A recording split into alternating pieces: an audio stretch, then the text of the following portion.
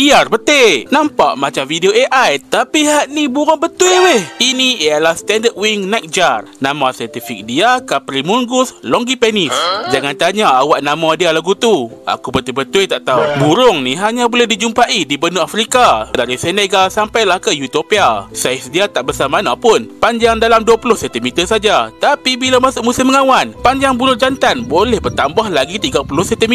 Unik untuk burung jantan spesies ni, bulu panjang macam bendera tumbuh dekat dua-dua belah sayap dia. Burung jantan akan guna bendera ni untuk pikat pasangan. Dia angkat bendera tu dan terbang merata-rata, cari burung betina yang berminat. Dah macam dia buat kempen pilihan raya, pacak bendera merata-rata. Macam dia nak kata, hari ni kalau pilih saya, esok terus dapat zuriat.